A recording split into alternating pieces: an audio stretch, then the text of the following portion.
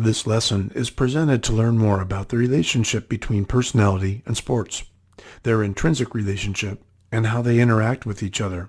Now, your book presents plenty of examples of how an individual's personality can be shaped by participating in sports, and how participating in sports can shape an individual's personality.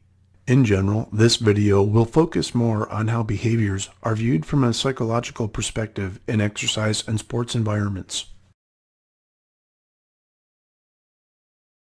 Psychology research studies and sports psychology textbooks alike talk about the fact that the majority of athletes or exercisers will choose the type of sport or activity of their preference based on their personality.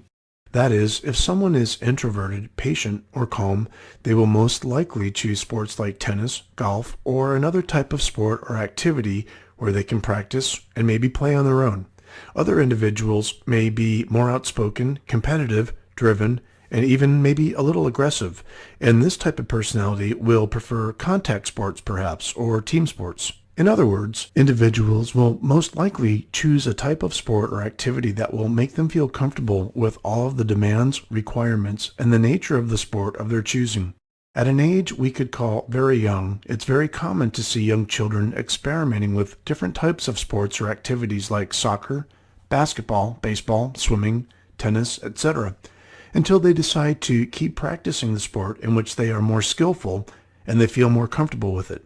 Some of them may have the right disposition, character, and motivation to train, practice, and even compete in a particular sport without any particular problems. In this type of situation, there's a direct relationship between the individual's personality and the nature of the sport or activity of their choosing. Most likely, these individuals will practice the sport with more enjoyment, and they'll feel more confident with their skills, especially if they become more successful. Even if it means that they're not competing at a professional or amateur level, they can have that feeling of fulfillment or satisfaction every time that they participate or practice their sport or activity. In contrast, there are some other occurrences or factors that could influence an individual's decisions to practice a specific sport or activity, and in some instances, this individual's personality might not even be congruent with the expected type of personality that best suits the sport. For example, when a football player is required to be aggressive on the field, but is known as a calm or quiet type personality away from competition. Another example includes those situations whereby parents expect or guilt or demand their children practice a specific type of sport because their own success or because, on the other hand, they were a complete failure. In this case, they want their children to become what they could never be, regardless of their children's personality, skills, likes, or dislikes. One good example of this situation is Andre Agassi's autobiography, in which he explains that he literally hated tennis and everything related to the sport for years, and his father was the one who wanted him to become a professional tennis player. Agassi states that it was not until it was almost time for his retirement where he developed a sincere love for the sport. He not only returned to being number one in the rankings in 1991, but he also played very well during the next and last 4 years of his career. Another interesting aspect of how an individual's personality is shaped by the sport or activity that they practice or choose is when they seem to have a completely different personality from what's expected from sports psychologists, textbooks, or even coaches and fans. So, in other words, they may have a passive type B personality and yet practice within or as part of a team doing a contact sport. An example of this could be Joe DiMaggio, a very successful baseball player. And he was a celebrity in his own right, and yet he is well known for his shy and quiet personality. But DiMaggio was a unique sample of someone who was able to somewhat adapt his own personality in order to adopt the necessary traits to be able to deal with the pressures of the sport, the fame, and everything else that brought him into the spotlight.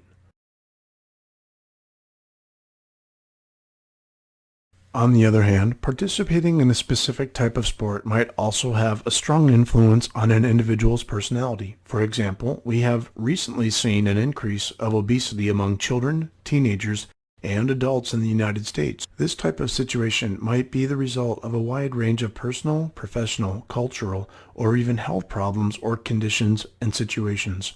However, it's still up to the individual to choose a healthier life and healthier regimen. Other personality types might be active or, again, not active for other reasons tied to their psychology, or maybe from situations that are complicated in their social life. It really depends on who we're talking about. So enrolling in a fitness club or hiring a personal trainer or deciding to practice a team sport, running, swimming, or whatever, taking a bike ride, their participation also has important considerations for the coach. Another interesting dynamic in which sports shape someone's personality are those times when individuals who maybe have aggressive or hard-to-control personalities find their way in sports, and they channel this aggression towards something much more positive and productive. In addition, sports can provide a completely different lifestyle with more opportunities to young talented kids or individuals who live in various socioeconomic areas. Sports can also provide at-risk or underprivileged youth with another option or chance to get good education like secondary education through scholarships or grants. And in doing so, these participants might adopt specific personality traits as a result. These personality traits may not only help them become successful in sports, they will also help them in their careers and throughout their lives. Next, it's time to talk about special populations. Now, consider the senior population. A few decades ago, a 60-year-old individual might have been considered a pretty old, fragile, and maybe even sick or unhealthy person with just a few more years to live a somewhat good conservative life. Nowadays, we have seen a dramatic change in this perception, and more than ever, we're looking at healthier, stronger, and very motivated 60, 70, and even 80-year-old individuals who perform all kinds of sports and maintain an overall healthy lifestyle. So there is no doubt that physical activity and sports have helped shape this new personality and approach that's been adopted by the senior population. For them, exercise and sports or participating in activities most certainly brings a new meaning to their lives, particularly because they live and experience the benefits of exercising on a regular or daily basis. Therefore, their personalities and psychological states might be completely different from that of a 60-year-old senior stereotype from a few decades ago, or one currently who doesn't get any exercise or physical activity. So there is this intrinsic relationship between personality and sport. In addition, sports are also a major influence on an individual's personality and overall lifestyle.